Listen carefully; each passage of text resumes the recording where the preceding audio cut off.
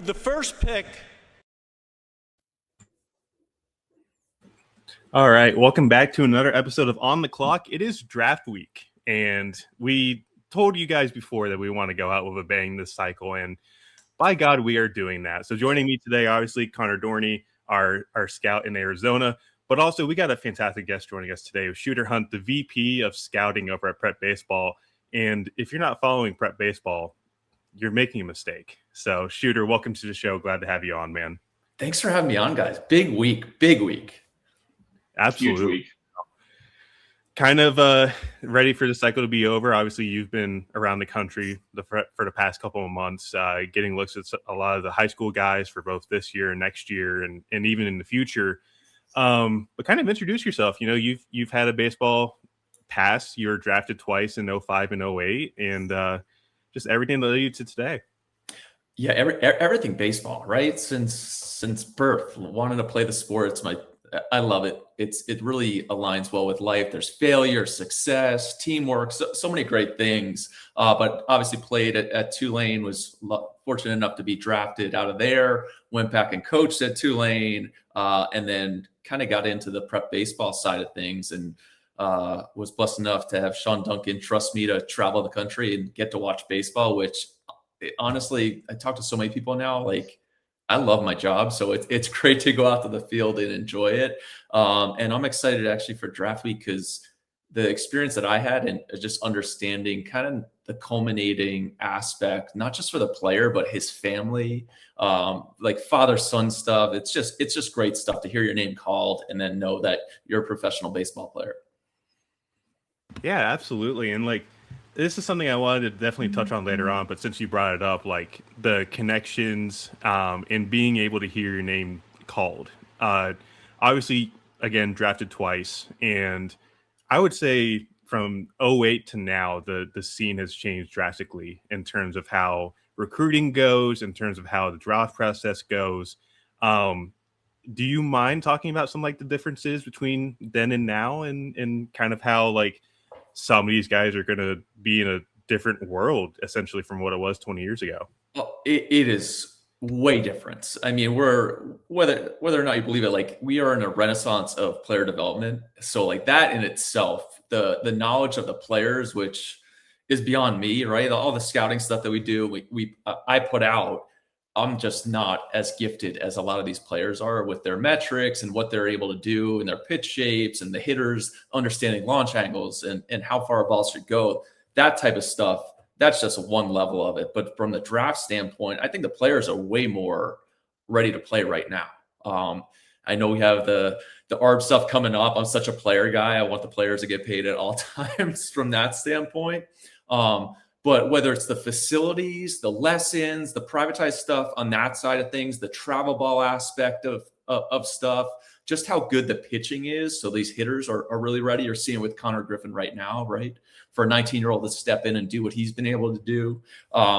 Kevin McGonigal, all those guys, Cole Emerson, I can go on with all those players. They're way more ready than what I was or the guys I played against. And then even what you guys are doing here, the industry of, draft follow stuff, where that wasn't really available when I was playing, right? It was a huge divide on the recruiting side of things, whether you're east of the Rockies or west of the Rockies. Like I was from Jersey, like in high school, anything that was going on in California, I didn't care about, I didn't know about. And just I think most of the kids now, it's, the top guys, you play against them, you're at these national events, you're playing on these national programs where it's really integrated. Like, really well, if you're a top 100 prospect, every single guy, right? Like I've played against all these guys. It's hard to find a hidden gem at this point because of how public a lot of this situation is. Back then it wasn't. And I know through my draft prospect, even like the slot at each spot was not like super readily available to find out like what is slot at this pick? What is slot at that pick? What is a bonus pool? What are all those sorts of things? Now there's a full industry around the draft. And with regards to youth baseball, I love it because it promotes the sport and people have those dreams and aspirations and want to reach those things. And I think it's a very American thing to want to, rise to the top, and the ability to start anywhere in the country and continue to be great in baseball is super important. But I think the last 20 years, the players now are way better. Yeah, I definitely agree with you on that. And granted, I never played baseball past like little league. I had 2 hits in 4 years and was just used to get hit or play defense. So like I wasn't good to begin with. But I like, for example, so my high school, I went to Garner High. Nolan McLean came from there, and we never had like a big high school kid until he came in, which conveniently was the year I graduated. But I remember hearing stories from Coach Goffney, who was the high school coach then. He was my teacher in freshman year, who was like, yeah, he's clearing the trees in BP right now, and also is throwing a slider that is averaging like 3,000 RPM to spin. I'm like, have you ever seen that? He's like, no, never have. And then like hearing the stories of like, oh, I'm trying to think, Josh Hamilton at Athens Drive in Raleigh. Like, I remember getting into a conversation with a coach from around here who was like, yeah, I saw him in high school, and like I've never seen anything since. It's definitely a testament to how everything's changed, both player, talent wise and development wise. I've been amazed in my travels at the types of swings that people get off against pitching of this caliber, and this is going back to 04, 05. When I'm in high school, like if you threw 90 miles an hour, everybody in the I-95 corridor knew who you were. There was like a list of like 15 players. And at this point, 94, 95, the sophomore who just came out of 8th period math class, he steps in taking daddy hacks. And it doesn't matter if he's going to be a D1 recruit or if he's just going to go off and not play any sports in college. None of these kids are scared in the box. And I think that's a testament, I don't know, to the development and the lessons, whatever they're doing on the side. Like, it's amazed me all spring. Like, nobody steps in, whether it's Gio Rojas, Coleman Borthwick, whoever's pitching, the kids do not care. They're going to try to take you deep at all times. That's amazing. Connor, I'll let you go ahead and ask some questions about some of these guys in this class. Yeah, I guess just circling back real quick, you mentioned all of the available data in today's game. Do you feel like it's more difficult or like kind of a distraction? Like if you had the amount of information that kids have these days, do you feel like it would have been hard to kind of focus on your efforts on the field, or do you feel like kids can kind of separate those two? I think for me personally, it would have been hard. Like just the type of pitcher that I was and the way that I thought and competed on the mound. There's some guys who can do it, right? And the ability to balance that without paralyzing yourself on the mound is really important. Like, you still have to have some knowledge and understand, what am I trying to do here? But you also have to understand the way.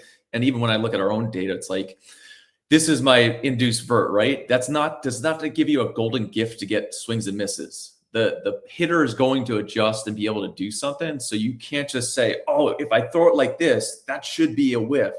No, there is chance. Like, that's what the human element is so important to this game. But I don't think you can survive right now without having some sort of understanding of those advanced analytics. But I think even the college coaches, talking to them, trying to find the balance of like, how many times do we have the TrackMan on? How many times do we utilize this type of stuff, Edgertronic, whatever it may be? Because ultimately, when you step on the mound, you got to get outs. Right? Like, you have to get out there, throw strikes, and get outs. And I think you're seeing it at the college level and professional side of things. Like, stuff matters until you need to win. Right? So like, you better be able to get some outs out here. And like, there's a threshold to all these things, but ultimately production matters. Yeah, no, absolutely. While we're on the topic of pitching, the prep pitching in this class has been talked about, as a strength all through the spring, even dating back to last summer. Who are some of the names that have impressed you on that side throughout the year? I think the lefties at the top, like, you guys have probably talked as much as I have about these things, and Southpaw prepsters are like, the premium on those guys just continues to grow. And I think with Bowman at the top for us, and Rojas, like, those two guys almost interchangeable. Like, what do you like? Which side of things? And we're probably high, and we'll talk about that in a second, but like, we're higher on Bowman than probably anybody else. And a lot of that comes down to like, hey, the makeup, how this guy's going to affect, like, what's his next 18 months look like? Because I think he can shoot pretty quick from that standpoint. It kind of stinks for Bumila and Sean Duncan, the lefties who like slam dunk first rounders. Like those guys are unbelievable. They were going to be huge values and huge risers. I still think Bumila probably goes in the first round. I'll be curious what happens with Sean Duncan. He's going to go early because he's another one where you sit down and talk with him. That guy is absolute nails and had a good spring. But the lefties from that side, Logan Schmidt's another interesting one, like where he could go. I actually put out an article on recruiting classes, like for LSU, and Jay Johnson, they've done such a great job of getting high-level prospects to campus. Schmidt's a guy where, yes, huge value. Somebody could take him in the first round, probably more second round for me, at least right now. But if he gets the campus, you're looking at a potential top 10 pick, right, coming out of LSU. So those are kind of the lefties. Bo Holloway's another one. Like, this kid throws 100, right? We were just talking about velocity 20 years ago. Left-hander throwing 100, where, like, not anybody's really talking too much about him, which is, kind of crazy to think about. A lefty who's throwing 100 miles an hour. It's almost like the Jack Bauer effect. Like now every lefty throws 100 from that standpoint. And then the righties, the prep righties are difficult in general, right? There's some side of things where quantity has a quality unto its own, right? Like we can get a bunch of righties. The Brewers have kind of done it 11 through 20. We can find all these righties and develop them, do a good job. I love the Borthwick kid, Coleman Borthwick. It's just, I think I said it's kind of Skeens-like, and that you really can't say that about people like too loud, right? Like I never want to compare them to a freak of nature who's a unicorn. But he's 6'6", 250. He moves super well. Makeup's there, ultra competitive. What I loved about him was last summer, right before East Coast Pro, he made like a small adjustment in the side bullpen with his slider. And then East Coast Pro, it was lights out. It was unbelievable. Like that was super plus pitch, probably throw a 6 on it, maybe a 7 at times. And the ability to make an adjustment like that for a kid who probably really rarely practices pitching is similar to Cole Koeninger is the same way. Like we're super high on him. He's probably, I would say like we're way higher than anybody else in the industry. It's a 6'3", 215 two-way guy with serious power. He's a 6'4" runner. Like if you put him in other states, like if he was in Ohio or Wisconsin or out here by me in Oregon, like this is a first round shortstop. And there's probably some bat issues that some teams have with him, which is understandable. But like it's such a good athlete where I would pay for the freaky athleticism, let him go play shortstop for a year. He's thrown probably 70 innings already, so you're not going to let him pitch this summer. He's one for me as well, where the pitch shapes, he's got the sliders, got to break a curveball, like two separate shapes that have a chance to be plus pitches. Didn't need to use the changeup, but that's an above average pitch. He's 93 to 96, and he's another one who probably takes BP all week and just hops on the mound. So like it's a great fallback problem. We'll talk more, but like Jack Slightom's another guy. Like we loved last summer. We go in, we have meetings at a hyper local level, right? So our Illinois meeting going into the summer, who are the draft guys? Jack Slightom was the one circle. Like every year an Illinois arm is going to pop.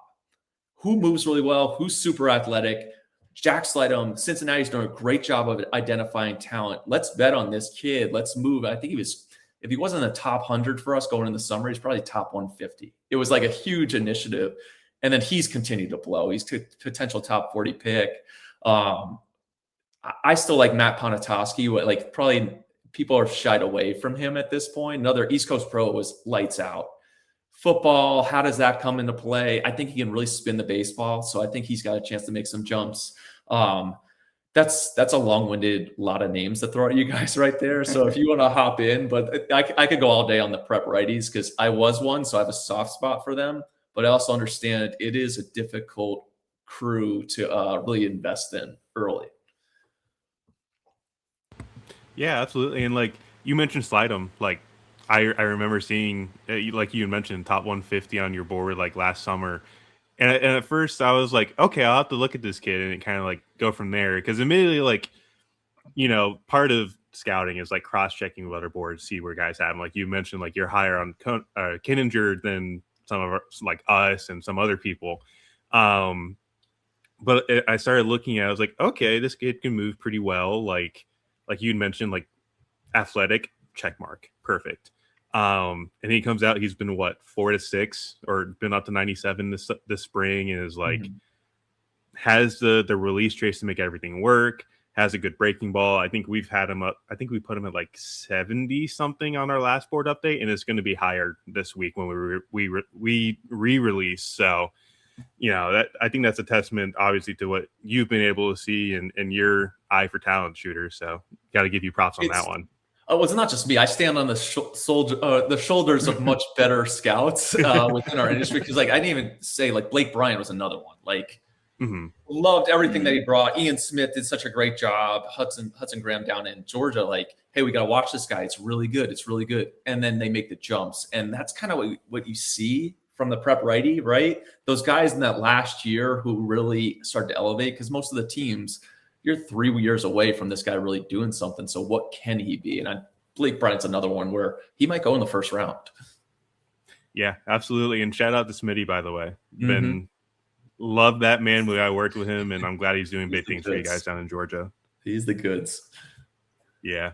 So now that we kind of talked about some the underrated arms, how about some underrated bats? There's some guys that have really shot up boards recently. I think Rocco Maniscalco, I would say kind of didn't have a ton of helium after he reclassed, but now all of a sudden, after the combine, he's really shooting up boards. Who are some other guys that kind of join him? Well, I think you talk about Rocco, his age is such an intriguing situation. The way, and when he reclassed, I was talking with his dad right before our All-American game, it's almost like scouting a Latin American player, right? You go in, you might be getting a 16-year-old. What does this guy look like in 3 years? Because Maniscalco is going to be 2 years younger than Aiden Ruiz, right? So what does this 2-year gap, what can we get him to? Where can he be? So that's super important with him. I think James Tronstein to me is we're super high on him. And he's another guy, he could get to Vanderbilt and then he becomes the next SEC star. He was player of the year in California, did everything he needed to do. He shifts from center field to shortstop, steps in for Bryce Rayner after he goes to the Tigers in the first round.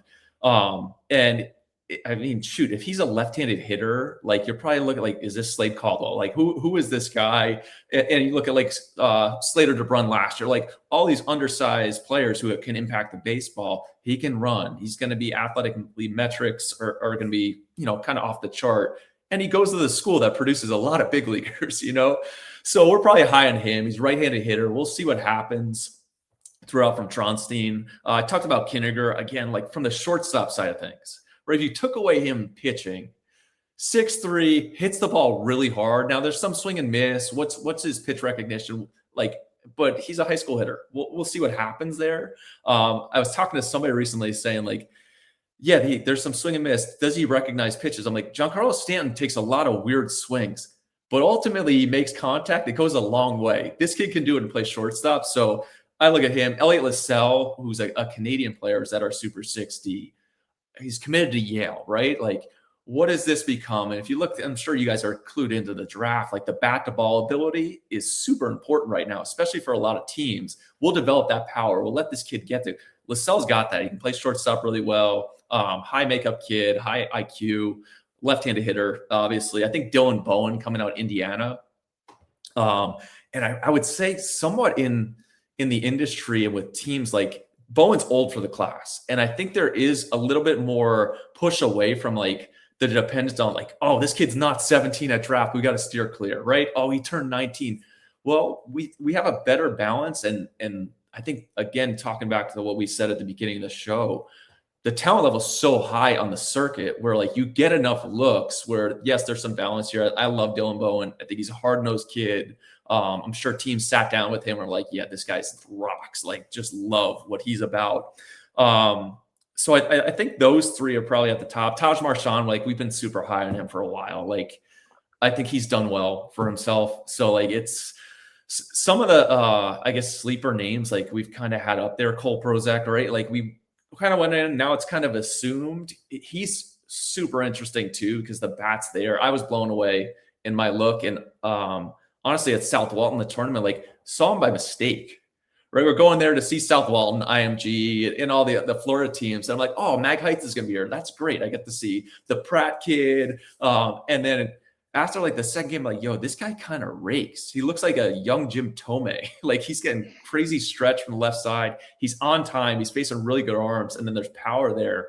And then he hops behind the plate. I think that week it was like the 6th inning. All of a sudden, Pratt's not catching anymore. I'm like, oh wait, this kid's behind the dish. I need to get video. This is like a unicorn moment. He's actually catching right now.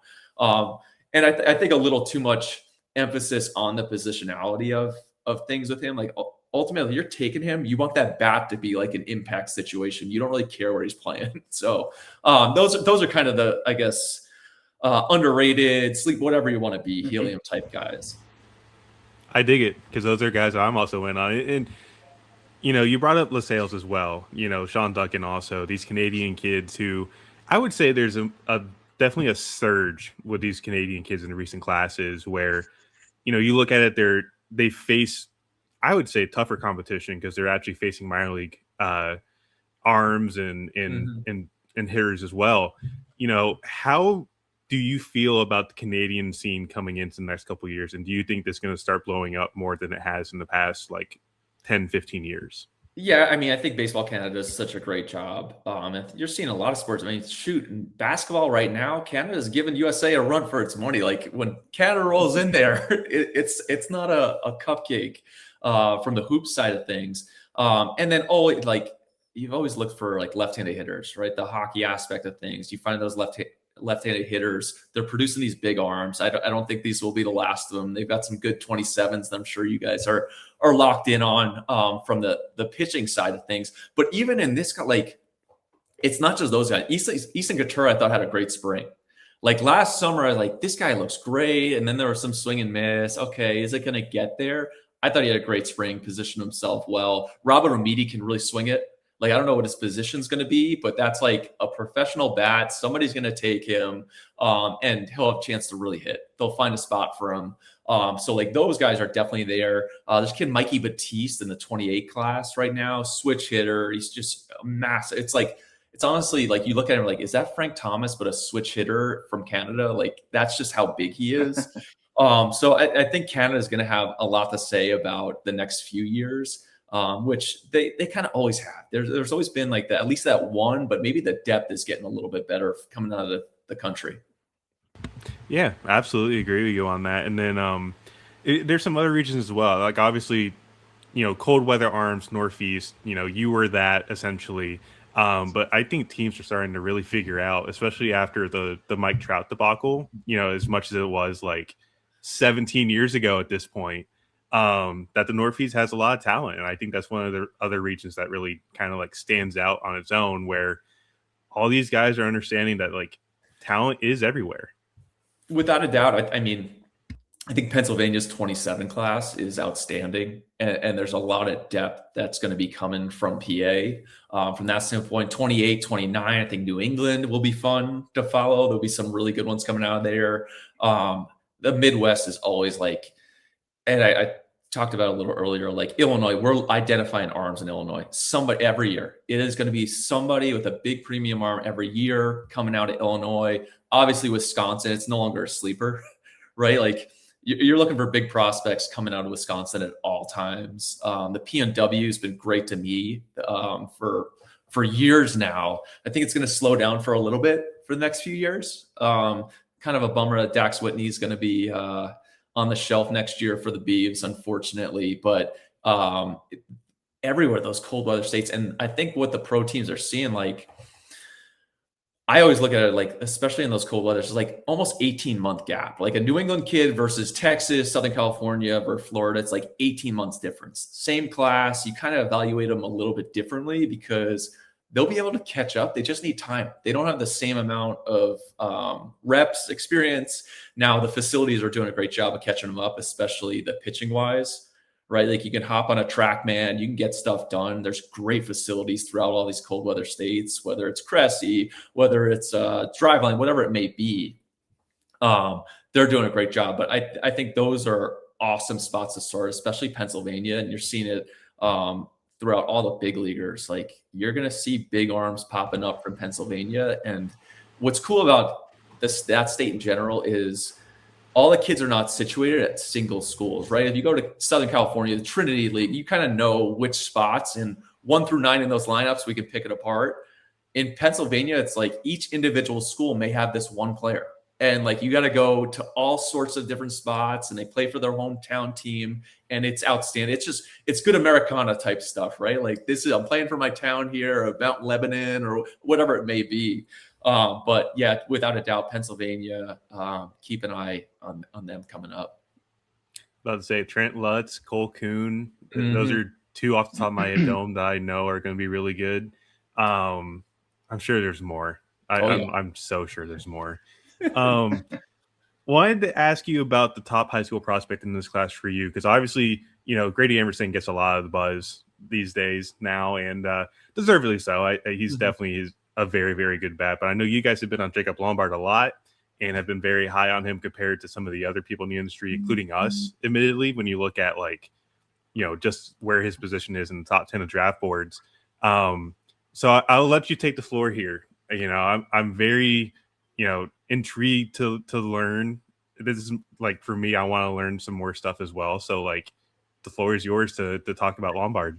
And what's funny is Grady is awesome. Grady, he may go 1-1, and you kind of get the tier in a bucket to put these guys into. It's almost been astounding to me, how little Lombard's been talked about. I don't know if you guys have felt that. I'm Grady's, and deservingly so, at all these accolades, and nobody's spoken about Jacob Lombard at all. Now we've had him at the top throughout. I do think his athleticism is something to really consider. And he had played soccer forever, right? He just goes baseball this year. Had a slight, I don't know if it was a spleen, some freak injury early on, in February or so. So he got a late start to the spring, was great all spring. Now he doesn't play the greatest competition. I think that's something to consider too. Yes, he's from Miami. He's got big league bloodlines, right? His dad's a coach with the Tigers. I don't think he actually plays quite as much as a lot of these other guys. And to the point, Koeninger, who's played a zillion games. You're in Dallas. He's gone deep in runs for 3 years at Keller High School. Jacob Lombard's at Gulliver Prep. He's played 20, 25 games in a high school season, which is crazy to me coming from New Jersey, right? Dude, they don't play a zillion games in Miami. No, they don't. And then even on the circuit, there's a huge gap for him, right? We saw he came to our NPI last year. It was not great at the NPI.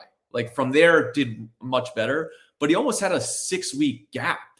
And it's kind of similar to the Ebel brothers. Brady and Trey Ebel, they went off. They were with Dino on the road for a little bit. They're not just playing 30 games a week. So I do think there is some things to be said about that. But the dynamic athleticism, Jacob Lombard, what his brother George has done. I was not a huge George Lombard guy. I wasn't sure if he was going to be able to hit. There were some things that I had question marks, but that athleticism and that upside, it's hard to find that on the open market, especially if you're a small market team. You're not going to get that guy, right? There's a reason why you go and draft that up top, because if we hit here, that's super important. So that's kind of why we have Jacob Lombard staying at 1. Now, Grady Emerson, Grady's bat is a higher level than Jacob Lombard, right? You feel way more comfortable that Grady Emerson is going to step in and hit from day 1. He tracks at a high level. The swing decisions are outstanding. The powers continue to grow. It's just how high is that ceiling going to take him versus how high can Jacob Lombard's ceiling get to? So those are kind of the same things. And it depends also your org. What can we develop? What do we feel confident in being able to do with these guys? Now, if we stink at developing hitters, we want to have a guy who steps into our farm system and knows how to do it. Probably want to go after Grady Emerson there. Hey, if we love the athleticism and we can kind of teach some of these other things, well, Jacob Lombard may be your right guy there. This is usually where I'd say I'm not actually writing any checks. So I don't have to make that actual decision, which is very comforting to me, sleeping Friday night, Saturday after day 1. I will close the book and just go to sleep, whereas other guys will be making calls. But that's kind of where those guys are. For us, I mean, shoot, you could even bring EJ Booth into it. I thought EJ Booth, another freak athlete, the outputs, it was kind of, I keep throwing a throwback look. There's almost a Tony Gwynn aspect to the way he can handle the barrel, which can't say that about any kid, right? Tony Gwynn was a rarefied hitter of all time in the history of the sport. But you don't see that from a high school player. Just the way he's willing to like, no, I'm just going to go backside here. But his backside is not like, I'm going to tap it through the hole. He's going to tap it and it's going to come off at 105. And then he runs super hard. He's a plus runner and he can play center field, does everything right. And shoot, if you start breaking down the teams, like, does he go higher? I am still curious about what the Rays are going to do at 2. Like, they're going to have a chance to really trim money. Who do they go to? How big is the separation between a Von Lackey, a Rock Chalowski, and like an EJ Booth? That's something that I think teams are considering. But again, I get talking and I get going. So please feel free to rein me in. No. That's perfect. Like, that gives a very clear idea and a very good picture of like we talked about before the show, where like everybody has this different philosophy. And like talking to scouts, they mentioned like you got to take a shot on the athleticism. You know, you kind of regret it. Like talking to Bridges from KC last year, you know, not taking a chance on Austin Riley or not Austin Riley, but like not taking a chance on Buster Posey out of high school, and then goes to Florida State, turns into a quote unquote generational catcher. Finds Austin Riley, turns that into a cornerstone for Atlanta's World Series run in 2021. So, you know, it's all about trying to find these guys that fit perfectly. And I definitely agree with you on Lombard. Like, you cannot ignore that athleticism. The tools are extremely loud. And as much as people are going to have these question marks about the hit tool and whatnot, you got a guy with high floor that can play shortstop at a very high level. Also, again, the bloodlines. Dad's a coach. His brother's in the minor leagues right now with the Yankees. Take a gamble on it. Hope it works. That's the best way. It's what's crazy about too. Would probably be the best center fielder in the class, and it's a good outfield crew. But like, he can roll out there and play it at a premium level. And both of those guys, like, the makeup on a lot of these guys becomes like huge. And I don't know if the kids understand just how big the interviews are at the combine. Like, those are like the most important things for teams, right? I'm going to give you $10 million. I'm going to get to know something about you. But these are all like high makeup kids who are motivated to be the best. Yeah, absolutely. And, Connor, I know I've taken a lot of the talking points here. So I'll let you ask about, like some of the draft changes coming up, Connor. Yeah, I mean, obviously there's, a lot out there right now. We're, in the very, very early stages of figuring out what any of this is going to mean long-term. But how do you read some of the proposals that have been kind of thrown out there in terms of how it would affect the draft, and where do you see kind of, the process landing on in the future? Well, that's a great question. I think the MLB anchored pretty hard in one direction with trying to say no to high school guys. I don't think that'll ultimately happen. David Seifert, my co-host, and does a great job with D1 baseball, kind of brought up a great point of they may just say high school guys top 2 rounds only. And for his point, he loved it, like getting closer to a draft of talent versus a draft of accounting would be ideal. Probably to Major League Baseball, where the best players are coming off the board, not just like pushing this guy down, moving things around, which is really fun for me. I think the Major League Baseball draft, if anybody's in, like, it is the most fascinating because so many pieces and things come into play. So I could see that happening. Like, hey, high school guys only on day one, something like that, or top 100 picks, which would keep them in play. It's hard to say no to any high school guys when Connor Griffin's doing what he's doing.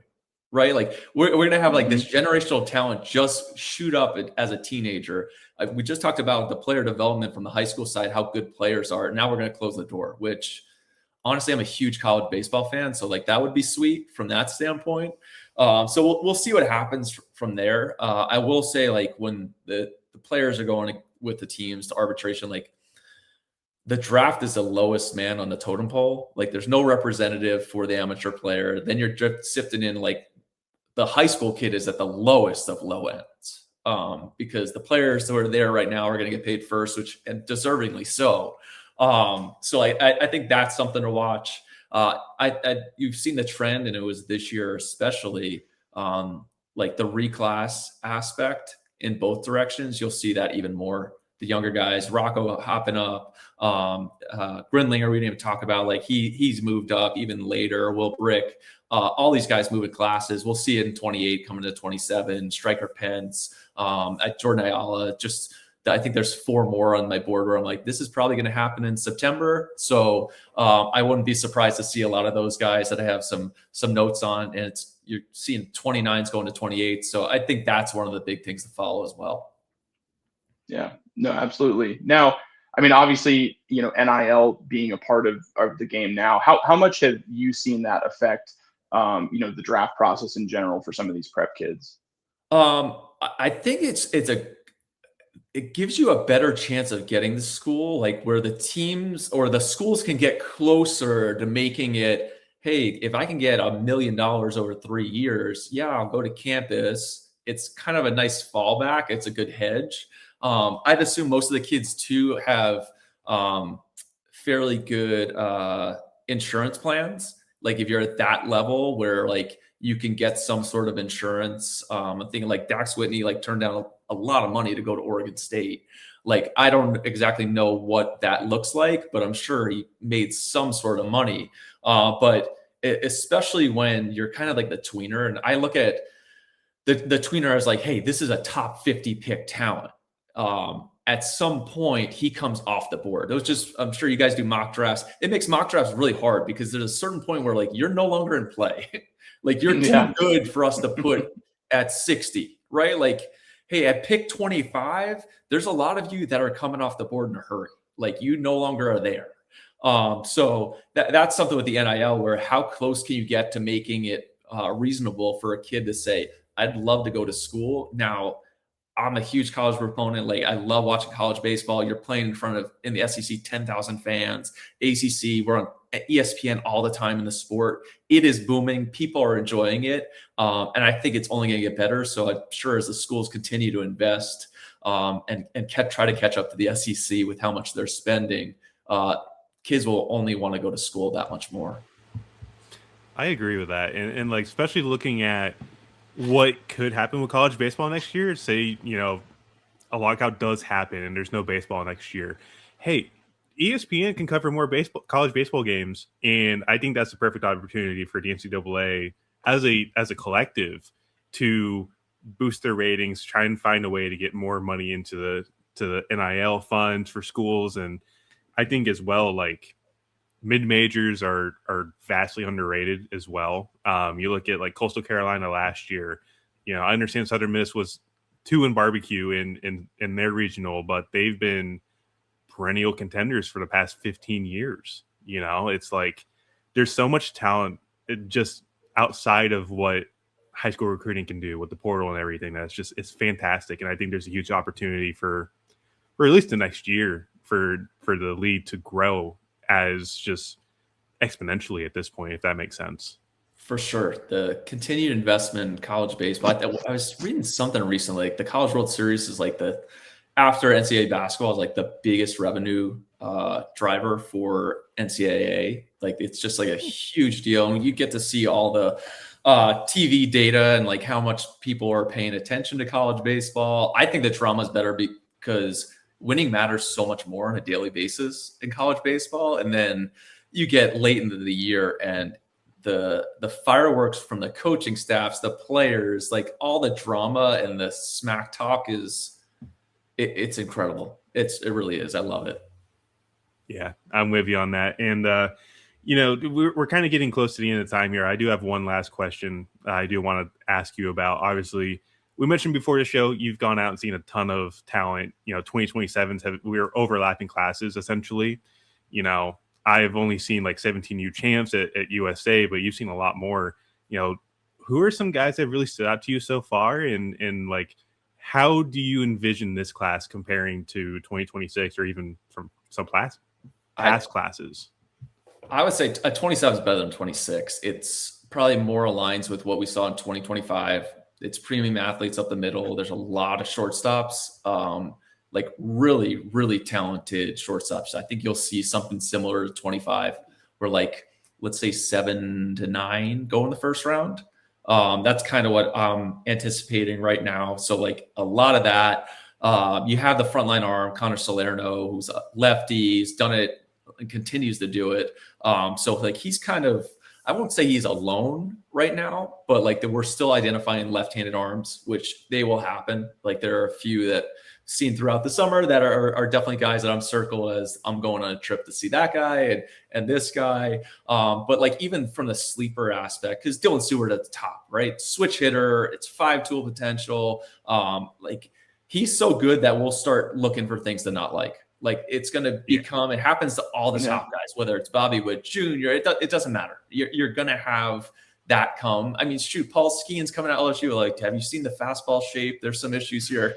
I remember laughing like, dude, nobody cares. Like he's a freak. It's 100. Like it doesn't matter. He's moved beyond the dead zone. Like there's no dead zone. He's at a different level. But fine and short, I think Malachi Butler is like one of my favorites in the class. I think he's a guy in the end, like Dylan Seward, rightfully so. He can challenge Dylan Seward. Like it's that type of profile. Like he's one where have today be the day where things start talking about Malachi Butler a lot. I think Jake Turner like has a chance to be like Bryce Eldridge 2.0. It's a two-way. He's left-hander. There's some similarities to Noah Franco, if you can think of coming out of high school, but a better bat. It's crazy metrics all around. And then he comes with some swagger, some Vegas swagger, which is fun to watch. I think most of the guys at the top, like, at least for me, like that's common knowledge, right? Dylan Seward, like, yeah, we don't think twice. I don't think twice about him. He's just that dude. Like sleepers, Parker Leoff is a kid from Huntington Beach. So him, Grinlinger, Eli Mason's another guy at Huntington Beach. Those are two huge names that'll be followed closely. The scouting world got to see the two of them throughout this year. Kellen Rogers in your neck of the woods was a guy we loved. And has had a great start to the summer. He's on the South Charlotte Panthers with Jacob Seaman, who is a huge name, big bat profile. And Rogers, every time he steps out, he has 2 or 3 hits. And he's not the biggest guy, but North Carolina prospects, they continue to blow up. He's going to be a guy where you look back at the end of the summer at the data and you're like, oh, this guy's bat to ball is insane. And he plays hard and he can run. So he's another one. Juan Diaz is at IMG. Switch hitter, plays second base because Max Hemingway is really good shortstop. Another guy who's a chance to be a top 50 pick. I think Diaz could probably go play shortstop. He sees the ball really well, and he's not the biggest, but it's crazy bat speed. It's sneaky power. He's going to have a shot throughout the summer to really expand, but like play second base, right? They're so good at IMG that he's not on shortstop. So we'll see what happens with him. And then the last name I'll give you is Tyler Fryman's out of Kentucky. And he's one like probably he's a big name in our network. Like we talk about him excessively, and now he flipped from Louisville to Kentucky as a football recruit because he's so good. He's a 4-star recruit football. I think he owns the state record in the 100-meter. Like he's a crazy sprinter from that standpoint. But like he's another one where like we're super high on him. The athleticism, everything's off the charts. Now going back to NIL and the 5-5, what does that do? The fact that you can't be a Chris Winkie type and go play baseball for a while and then go collect your check in NCAA football. We'll see what happens on that standpoint. But those are kind of, I could go with the whole 27 class right now, but like I think it's a better class, especially position player wise than 26. I don't know pitching yet. We'll see. There's some huge arms, whether it's Samir Muhammad, like you have a lot of big time arms coming. George Ferguson, there's going to be huge Texas arms coming out from 27, but I would say it's a better class than 26. I love it. And I'm glad you brought up Kellen Rogers too, because man, I again saw him at 17U champs hitting behind Seaman, and obviously Seaman 6'6", superb athlete, can play center field. But I thought Rogers was just as good, if not better. Like, 5'11", $170 maybe, if we want to like guesstimate weight, but like he can hit really, really good, hits ball really hard, really good bat speed. Like I'm kind of sold on it right now. And, same high school as Khalil Watson a couple years ago and Luke Stevenson. I'm a huge fan. Like he's a guy I've been tracking for the last couple of years and then even following them throughout the summer. And like Seaman kind of similar to this, like there's going to be a floor to like that profile is so hard to find, right? Impact bat, he covers the plate. It's huge. What is he? Kind of Bryce Eldridge again, like super big. Like let's not overthink it, right? If a team takes him in the first round, like this guy dropped to 17, like who would ever pass up on Bryce Eldridge? Kind of stuff like that. Colt Emerson the same way. Like how did Colt Emerson get to here? Well, like there's different aspects that go into it. But I think Kellen Rogers has definitely been lifted playing next to Seam Right. It's kind of a huge height disparity, not to make this a Kellen Rogers podcast. But yeah, he's had a great start to the summer. I'll throw Jace Harrell out there as well. Switch hitter from Arizona. He's committed to Santa Barbara. I think he's a guy that the industry will be buzzing on at the end of the summer as well. Yeah, I'm definitely with you on that, man. Shooter, I thank you a ton for first off hopping on and talking ball with us, and then all the work that you've done. Obviously, like I've definitely been, I would say, blessed to have the chance to talk to you at USA and area code. So I appreciate everything that you've done for not only us, but for the whole scouting community in general.